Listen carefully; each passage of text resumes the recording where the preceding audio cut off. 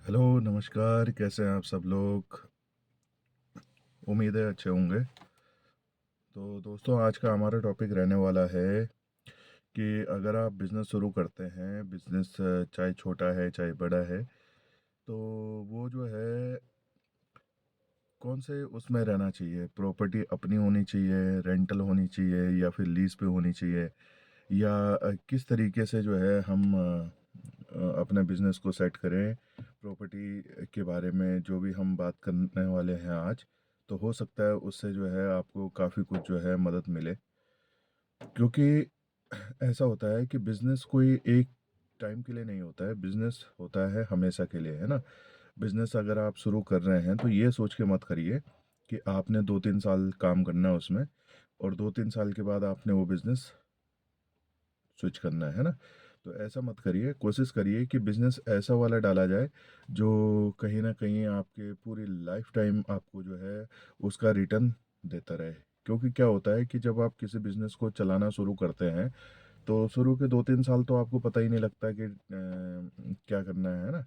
उसके बाद फिर 2-3 साल के बाद जब आप काम करना शुरू करते हैं, तो फिर जो है जब प्रॉफ़िट होता है तो फिर जो है मज़ा आता है काम करने में।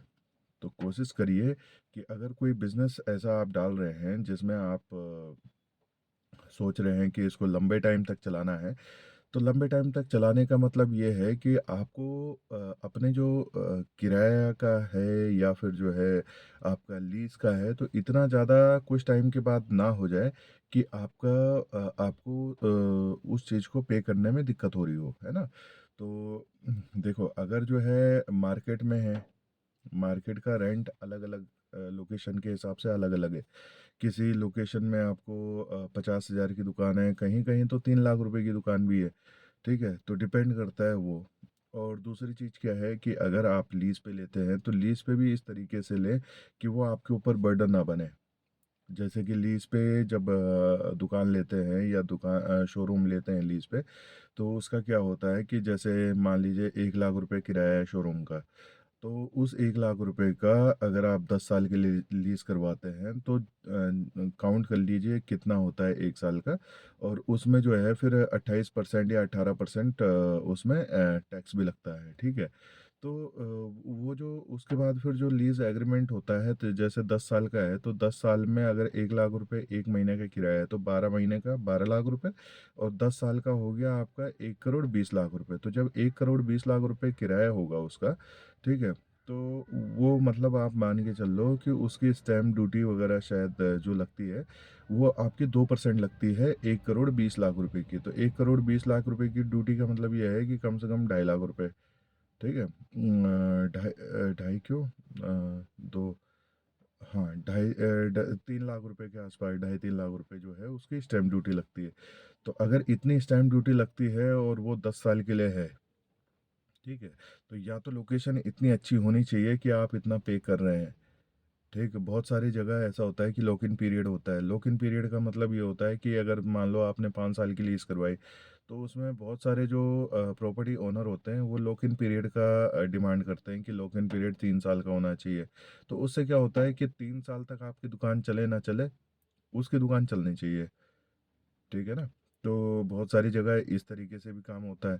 तो आप अपना बजट के हिसाब से, दुकान का हिसाब से, अब 1 करोड़ 20 लाख रुपए की अगर मान लो लीज़ करवाते हैं और 3-4 लाख रुपए आप उसमें उसका बेसिक वो देते हैं, क्या बोलते हैं, स्टैम्प वगैरह का ड्यूटी देते हैं। तो उसमें फ़ायदा तो यही है कि आप जो है 2 करोड़ रुपए का लोन लो और अपना ही शोरूम डाल लो। ठीक है? 100 गज या 150 गज का जो भी है, हमारी इधर गज के हिसाब से चलता है। तो आप 150 गज में जो है आपका 100 गज में आपका लगभग 850 900 स्क्वायर फुट आ जाता है। तो आप उतने एरिया को आप अपना शोरूम आराम से जो है डबल स्टोरी बना सकते हैं, उसमें जो है आप कुछ भी खोल सकते हैं अपना, ठीक है?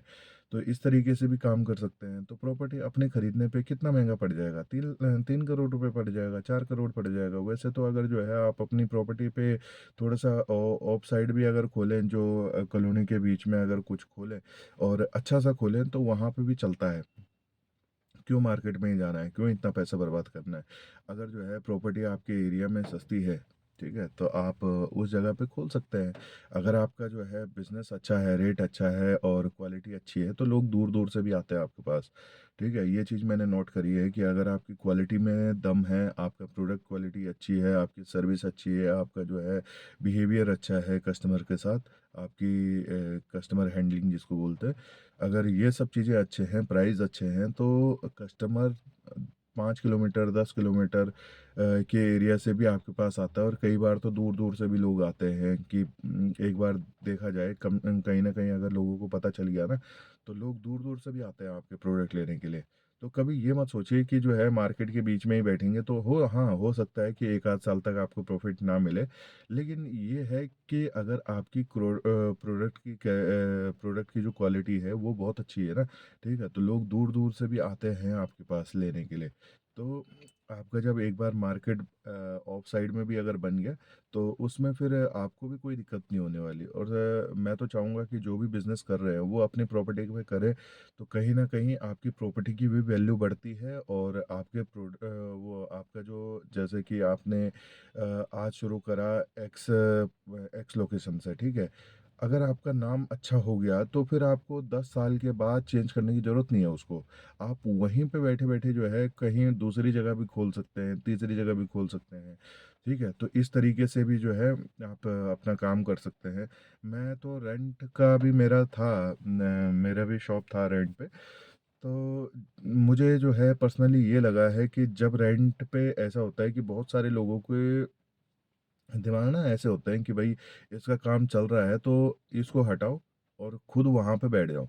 ठीक है, बहुत सारे लोगों की प्रॉब्लम ये है कि उनको पहले तो रेंट पे देना है दूसरे को, और जब दूसरे का काम 2-3 साल के बाद चलना शुरू हो जाए, उसकी मार्केट वहाँ पे बनने शुरू हो जाए, तो उसके बाद वो लोग क्या करते हैं कि भाई जो दुकान चला रहा है उसको हटाते हैं वहाँ से और खुद वहाँ पे जो है दुकान खोल के बैठ जाते हैं।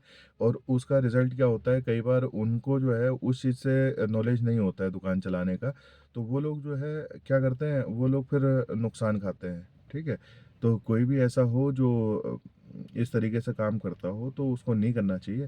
ठीक है, तो इसलिए मैं कह रहा हूँ कि अगर अपनी दुकान हो, अपना अगर जो है बिजनेस को आपने लॉन्ग टर्म के लिए चलाना है, अपनी ज़िंदगी बनानी है उस बिजनेस में, तो आप जो है एक अपनी प्रॉपर्टी खरीदो।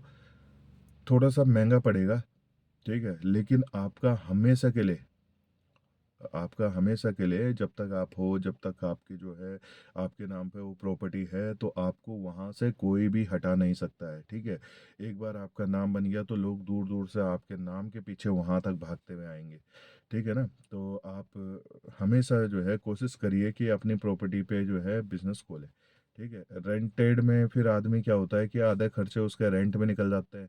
अगर आपकी जो है आधे खर्चे रेंट पे निकल गए, आधे उधर के निकल गए, तो फिर उसमें फिर पैसा बराबर हो जाता है। और अगर अपनी प्रॉपर्टी है तो चाहे आपको लोन लेना पड़ रहा है, ठीक है, लोन लेने के बाद भी अगर मान लो उतना ही पैसा आपका लोन में भी जा रहा है ना जितना आप रेंट पे दे रहे हैं, ठीक है, उतना पैसा भी अगर लोन पे जा रहा है ना कहीं 10 साल के बाद, 15 साल के बाद, ठीक है, वो प्रॉपर्टी फ्री हो जाएगी लोन से। और उसके बाद जितना भी पैसा बचेगा वो आपका अपना है, वो आपका किसी को देने की जरूरत नहीं है, वो सब आपका अपना है। ठीक है ना, तो हमेशा जो है कोशिश ये करिए कि अपनी प्रॉपर्टी खरीदे। ठीक है, थोड़ा सा जो है कोशिश करें, अगर आपका बिजनेस सही में बिजनेस करने का वो है कि भाई मुझे बिजनेस करना है, चाहे छोटा बिजनेस करें, 10 बाई 10 की दुकान ले लो, अपनी ले लो। ठीक है, वो आपको जो है ज़्यादा महंगी भी नहीं पड़ेगी और आपको कुछ टाइम के लिए उसका जो है ईएमआई देनी पड़ेगी, उसके बाद फिर आपकी अपनी है। ठीक है, ये चीज़ कोई डेप्रिसिएशन वाली तो होती नहीं है, प्रॉपर्टी जो होती है वो कभी भी डेप्रिसिएशन नहीं होती है, उसका हमेशा इंक्रीमेंट होता है। उसका हमेशा जो है प्रॉपर्टी में जो वैल्यू, उसकी प्रॉपर्टी की हमेशा, आज अगर प्रॉपर्टी की वैल्यू 10 लाख रुपए है, तो आने वाले 10 साल के बाद उसकी वैल्यू 50 लाख रुपए हो सकती है। ठीक है, और नहीं तो कम से कम 20 लाख रुपए तो हो ही जाएगी। ठीक है ना, तो ये कभी डेप्रिसिएशन होने वाली जो है चीज़ें नहीं होती है। ठीक है, तो हमेशा कोशिश करें कि आप अपना जो है अपनी प्रॉपर्टी के ऊपर बिजनेस करें। ठीक, उससे बहुत सारी चीज़ें सॉर्ट आउट हो जाती है। एक तो आपको बार बार चेंज करने की ज़रूरत नहीं करती है। ठीक है, अब बार बार चेंज करने पे भी जो है आपका नुकसान होता है, क्योंकि एक जगह पे आपकी मार्केट होती है, फिर आप चेंज करोगे तो दूसरी जगह फिर मार्केट दोबारा बनानी पड़ेगी।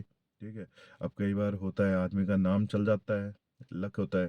ठीक है, कई बार होता है कि उसको अपनी मार्केट दोबारा से फिर बनानी पड़ती है, तो उसमें फिर जो है डबल डबल मेहनत क्यों करे आदमी, है ना? तो इस तरीके से जो है इस ये मेरी राय है, बाकी तो आप जो कर रहे हैं उनको पता होगा। ठीक है, हर एक चीज़ सही है, कुछ भी गलत नहीं है और कुछ भी सही नहीं है ना? तो ये चीज़ होती है, जो आपके लिए सही जो आपके लिए मौके का सौदा हो जाए वो आपके लिए बहुत बढ़िया है, और जो ना हो, ये एक तरीके का इन्वेस्टमेंट भी है। अगर आप प्रॉपर्टी में इन्वेस्ट करते हैं तो आपको पता लगेगा कि आपको प्रॉफिट ही होगा, नुकसान तो होगा नहीं। ठीक है ना? तो कभी भी आप प्रॉपर्टी में इन्वेस्ट करते हैं ना, तो वो आपका नेगेटिव इन्वेस्टमेंट कभी नहीं होता है। पक्के डॉक्यूमेंट्स होने चाहिए, ठीक है? गवर्नमेंट अप्रूव होनी चाहिए जगह, और उसके बाद फिर जो है आपका कोई भी जो है कहीं से भी कोई नुकसान नहीं होने वाला, ठीक है ना? आप बिज़नेस उसके ऊपर बिज़नेस करो, या अगर बाद में अगर बिज़नेस अगर छोड़ना भी चाहो आप वहाँ से, तो कम से कम प्रॉपर्टी तो आपकी अपनी है, आपने कोई लॉस तो खाया नहीं है, ठीक है ना? तो ये सब चीज़ें हैं जो कि ध्यान में रखें आप, तो कहीं न कहीं थोड़ा-सा हेल्प मिलेगी आपको, ठीक है? और बहुत सारे लोगों को समझ में नहीं आता है ये चीज़। अब हम टॉपिक चेंज करते हैं, है ना? तो बहुत सारे लोगों को ये चीज़ समझ में नहीं आती है कि बिज़नेस करें तो किस चीज़ का करें, और बिज़नेस और सेल्फ एम्प्लॉयमेंट में फ़र्क क्या होता है? बिज़नेस और सेल्फ एम्प्लॉयमेंट में फ़र्क सिर्फ़ इतना होता है, ठीक है, कि अगर आप सेल्फ एम्प्लॉयड हो, तो आपको 24 घंटे गल्ले पे बैठने की ज़रूरत पड़ती है, ठीक है ना?